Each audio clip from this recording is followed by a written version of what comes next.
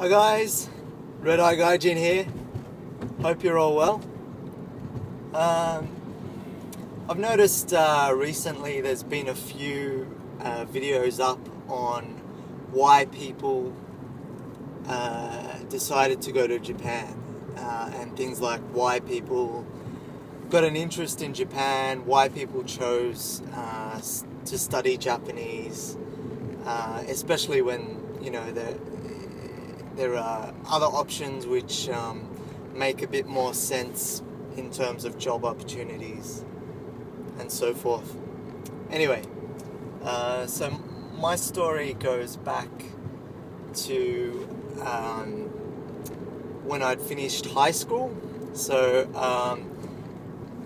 I was waiting. I just finished high school, and I had a few months before university begun for me. This is in Sydney, Australia, and I needed to get a job. I needed a part-time job to support my lifestyle, which at the time involved going out and partying at dance clubs and bars, pretty much Thursday, Friday, Saturday and Sunday on a weekly basis. So anyway, I needed money. I didn't necessarily want a job, but I had pressure. I needed to support my music addiction.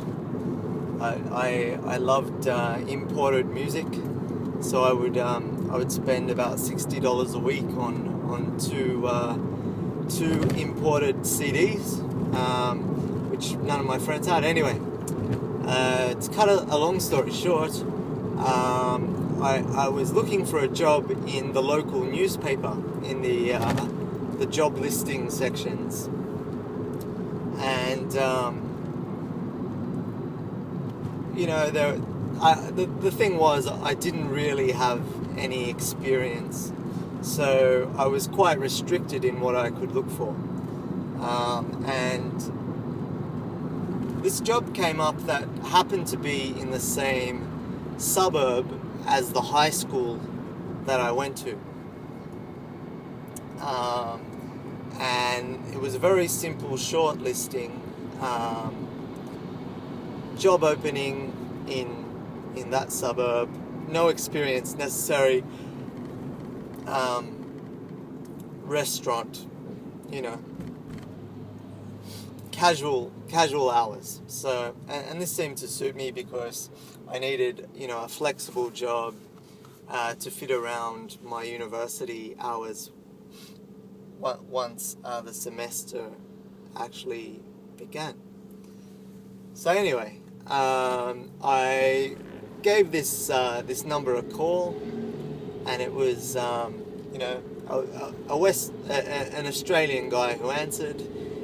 He asked me just a few questions on the phone, and then he asked me in for an interview. Now the restaurant which I was interviewing to work at had not opened yet. It was a brand new restaurant, and I didn't know any information about the restaurant other than it was new.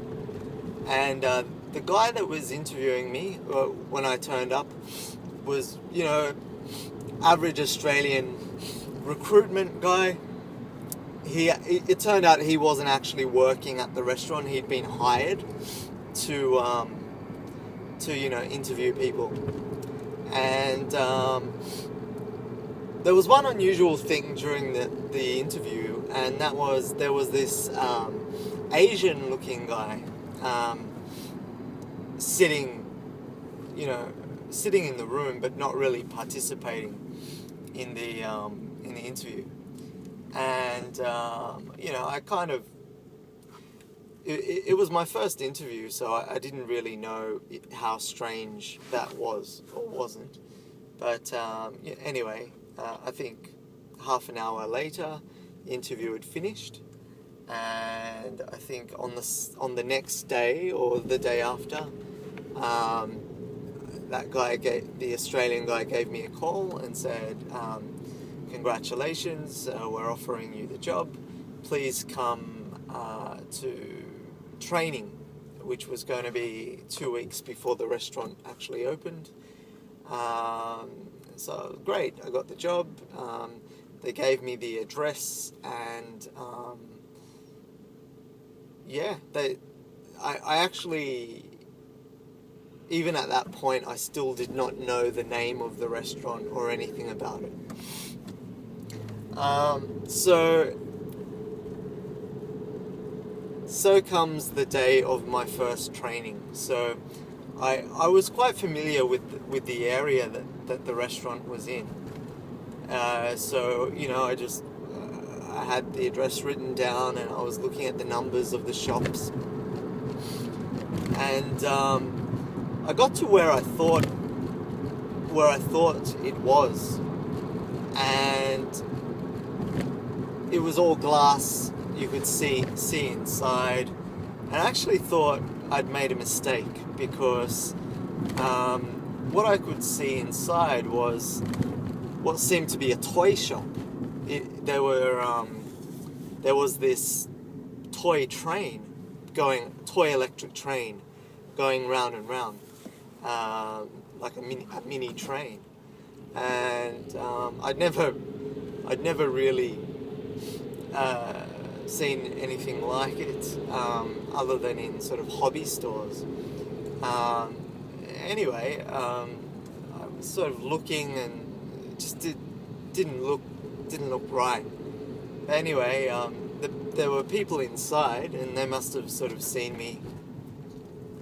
And one of the guys came out, and he was an Asian guy, and he came out, and he said, "Are you Joshua?" And I said, "Yes." And he said, "You've come to the right place. Come in." So okay, this is interesting. So I went in, and there's this train going around, and then sitting around were all the other people who were to be trained on their first day training. And this is where it started to become a little bit strange to me, because every single one in the room was Asian. And what I didn't realize at the time is this was actually a kaiten sushiya, a sushi go-round restaurant. And in fact, it was the first kaiten sushiya in Sydney, in the city of Sydney. And I happened to be the only non-Japanese staff hired for this, for the opening staff anyway, in this restaurant. And it spun me out. So, but it was weird enough to be working, you know, as the only white guy in a place where there's train going around with raw fish, which, you know, at the time I had never tried before. You know, I was 17 years old. It was so funny that I was actually interested in it from this is a funny story to tell my friends angle.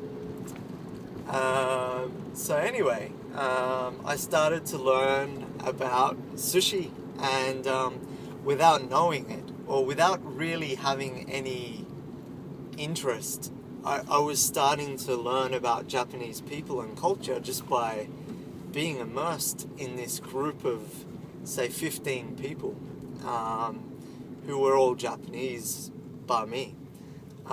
So university started, and you know, although you know, these type of restaurants are renowned for giving a low salary to their staff, my salary wasn't high, but it was definitely the legal minimum wage for a Australian. So it wasn't enough to really complain about as a young guy. And the good thing was, and what I didn't realize was illegal at the time, is that it was possible to work 2 shifts in one day. Now, why this was a godsend for a university student is I could actually arrange my week so that I worked 2 shifts on one weekday where I had no university classes, and 1 shift on the weekend, and that would be more than enough money to get me through the week and partying and buying my hip hop and soul import music, which was expensive and harder to get back then, and it definitely wasn't in the mainstream as it is now. Anyway. So before I knew it, I'd actually started to really like working in this Japanese restaurant, and I began saying a few words here and there. So I'd say "Irashamase" when people came in, or "Ucha wa ikaga deshou ka?" offering people tea, and "Check onegai shimasu," like please tally up this guy's order, he's ready to pay, and all little things like that. And what I realized soon was, most of the staff working there were actually temporary visa holders, so they were on working holiday visas. And there was actually a high turnover, so I ended up meeting many Japanese people who would come and work for a year or less in this restaurant, and I'd hang out with them, and really I was at the time I was becoming quite well known in a way in the Sydney Japanese community, because I was this guy that just knew all these Japanese people, and ended up introducing some to others who were looking for homestay arrangements, or share mates and the like. And it was great. I just ended up with this whole new niche set of friends, but I had no idea that I would have stayed 3 years working only casually, but still at this restaurant. And while I was doing my degree, I studied communications at an undergraduate level, and what happened then was I think about a year before I graduated, so in my final year, I started to make some real friendships with some of the guys, some of the Japanese guys and girls, and the idea of visiting Japan started to creep onto my radar, just purely through friendships rather than an interest in the culture specifically. Although I without knowing it, I really was enjoying being around these Japanese people and being in this sort of mini Japan bubble. Although I was still in Australia. But anyway, about a year before I finished my degree, I heard about this thing called the JET program. Actually, my mother's youngest sister, my aunt, had been on the JET program, I think 15 years before I had, and she'd been placed in Kobe. So she was actually one of the first JET cohorts. I think that would have been in the 70s or 80s. And she was sort of pushing me to do it, and then I had my friends, so it just made sense that I give it a try. and I had no intention of staying longer than a year. Anyway, I applied for the JET program, and it turned out that in addition to my degree, which I had finished before the JET program started, this unique experience of working as the only foreigner in a Japanese environment for 3 years was really what caught the attention of the interviewers in the Japanese consulate, and there I was, welcomed onto the JET program. Anyway, I'm going to continue this, so I'll leave it at that. It's pretty long. Red Eye Gaijin. See ya.